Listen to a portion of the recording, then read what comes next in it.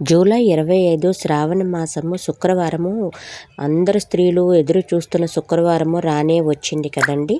దీనికి చక్కగా ఒక చిన్న వెండి విగ్రహాన్ని తీసుకుని వెండి పళ్ళెంలో పెట్టి అమ్మవారికి ముందు చక్కగా అభిషేకం చేయాలి నీళ్లతో.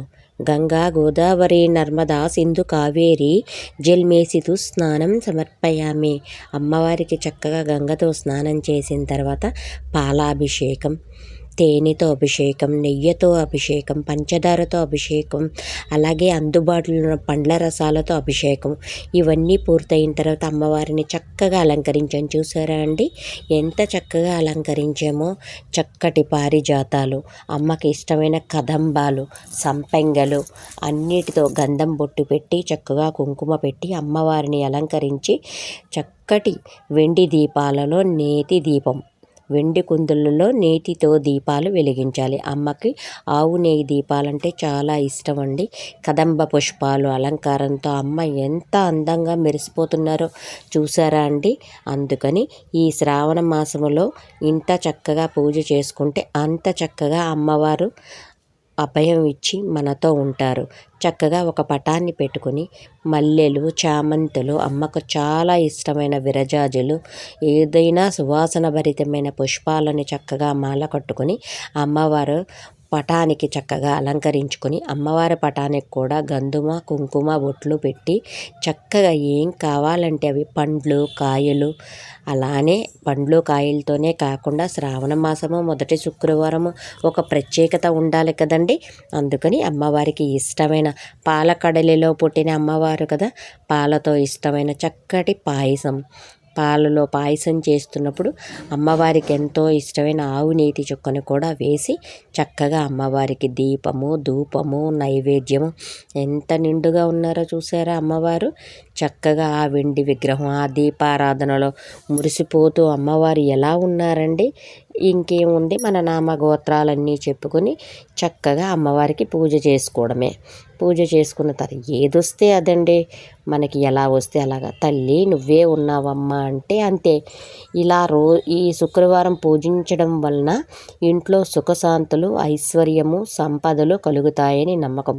చాలామంది స్త్రీలు భక్తి శ్రద్ధలతో చేస్తారు.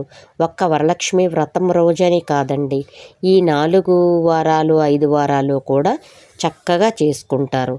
ఉదయాన్నే లేచి శుచిగా స్నానం చేసి చక్కగా కొత్త బట్టలు ధరించి పూజకి సిద్ధమవుతారు. ఇంట్లోనే మండపాలని ఏర్పాటు చేసి కలశం ప్రతిష్ఠించి అలాగే లక్ష్మీదేవి విగ్రహాన్ని కానీ ఫోటోని కానీ పువ్వులతో పండ్లతో నైవేద్యాలతో పూజిస్తారు. దీపారాధన చేసి చక్కటి హారతి ఇస్తారు. ఇంకేముందని ప్రతి వారం చక్కగా అమ్మకి అష్టోత్తరం చేసుకొని లలితా సహస్రనామం, అన్నిటికీ మించి కనకదార సూత్రం అండి. చదవడం వస్తే చదువుకుంటాం, చదవడం రాకపోతే చక్కగా సెల్లో వేసుకొని కనకదార స్తోత్రాన్ని చదివితే అమ్మ నిజంగా తిష్ట వేసుకుని కూర్చుంటారు మన ఇంట. ఎందుకంటే అమ్మవారికి కనకదార స్తోత్రం అంతటి ప్రీతి, అంతటి ఇష్టం అండి. కాబట్టి చక్కగా అమ్మవారికి అన్నీ చెప్పుకొని షాడోపచారాలు చేసి దీపధూప పుష్ప కుంక నైవేద్యాలు సమర్పించి మన కోరికలను అమ్మవారికి వెల్లడి చేసి అమ్మ నా కోరికలను తీర్చు అని చెప్పి ఒక కనకదార సూత్రాన్ని అష్టలక్ష్మి సూత్రాన్ని చక్కగా వేసుకొని కుంకుమ పూజ చేసుకుంటే మంత్రోచ్చారణే రావాలని లేదండి. చక్కగా ఓం శ్రీ మాత్రే నమః అది రాలేదు, ఓం శ్రీ లక్ష్మీదేవాయ నమః అంటూ చక్కగా మనసుని అర్పించి పూజ చేసుకుంటే చాలండి. చూడండి ఎంత నిండుగా ఉన్నారో అమ్మవారు, ఎంతటి ప్రశాంతంగా నిండుగా ఉన్న రూపాన్ని చూడండి. ఆ దీపపు వెలుగులో అమ్మవారి కాంతి, ఆ కదంబాల మధ్య వెలిగిపోతున్న అమ్మవారిని చూడండి. అసలు ఎంత దేదీపమానంగా ఉన్నారు. ఎంతటి నిండుగా ఉన్న అమ్మవారిని చూస్తే అసలు ఏమనిపిస్తుందండి, బుజ్జిగా శ్వేత తీర్చి బొజ్జున్నట్టుగా లేరు. చక్కటి కదంబాలు, ఎందుకంటే అమ్మవారు కదంబవాసిని కాబట్టి ఇప్పుడు బజార్లో చక్కగా దొరుకుతున్నాయి. చక్కటి కదంబాలు తెచ్చుకుని అలాగే చక్కగా ఏదైనా సరే అష్టోత్తరానికి 108 పువ్వులు వాడుకోవాలని కూడా లేదండి. 108 రూపాయి కాయిన్లు ఉంటే చక్కగా లక్ష్మీదేవి నాణేలతో పూజ చేస్తే ఇంకా మంచిది. అలానే నాణ్యాలు కూడా మనకి లేకపోతే తామర గింజలు, పసుపు గవ్వలు, గోమతి చక్రాలు, అమ్మవారికి ఇష్టమైన ఇటువంటివి ఏవైనానండి, పుష్పాలు, ఇవి అన్నీ ఏవీ కుదరలేదు తెచ్చుకోలేదు అంటే చక్కటి అక్షింతలు కలుపుకొని అక్షింతలు వేసుకుంటూ అమ్మవారి నామస్మరణ చేస్తూ నువ్వే దిక్కు తల్లి, అమ్మ లేనిదే ఏదీ లేదండి, సర్వము అమ్మ, జగద్ధారిణి అమ్మతో ఉంది అన్నీ, అమ్మ దయ ఉంటే అన్నీ ఉన్నట్టే. కాబట్టి అమ్మ కరుణా కటాక్షం కావాలని సింపుల్గా మొదటి వారం పూజ ఇంత చక్కగా జరిగిపోయిందండి. వరలక్ష్మి వ్రతం రోజు ఇంకా చక్కగా పూజని వీడియో తీసి మీ అందరికీ పెట్టాలని అనుకుంటున్నాను. పెడతానండి. చూడండి, ఈ వారం అయితే నేను కామాక్షిదేవి అమ్మను పెట్టుకున్నాను.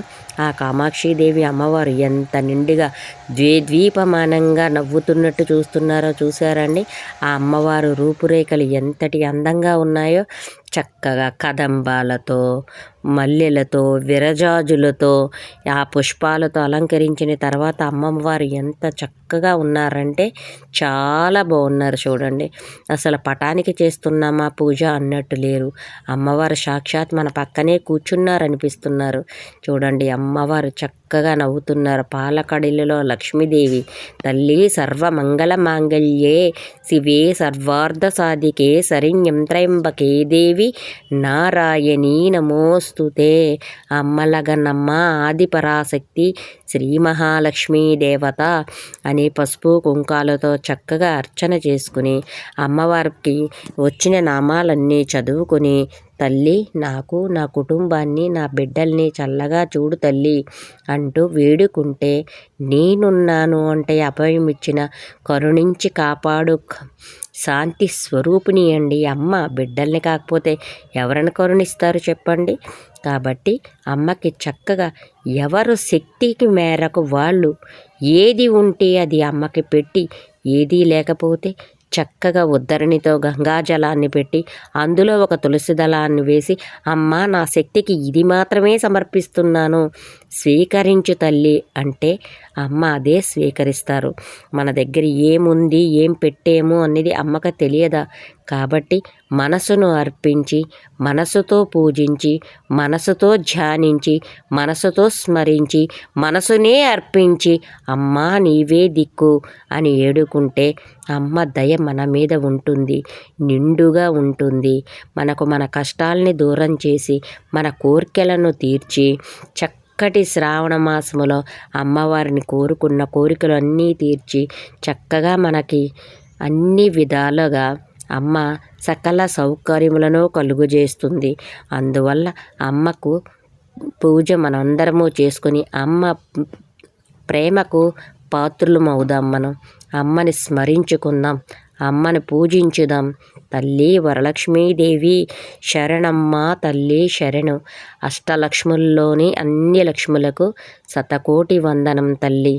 ఆదిలక్ష్మి, గజలక్ష్మి, సంతానలక్ష్మి, వరలక్ష్మి, అష్టలక్ష్మీ దేవతాయనం అని దీపము, ధూపము, నైవేద్యము ఏది ఉంటే అది అమ్మవారికి సమర్పించి, తల్లి నేను ఇదే పెట్టగలను, నువ్వు నన్ను బాగా కాపాడు తల్లి, నీ చల్లని చూపు దయ మాపై ఉండాలి, నా బిడ్డలపై ఉండాలి అని చెప్పి సర్వే జనా సుఖినో భవంతు అంటూ పూజ చేసుకుంటాం.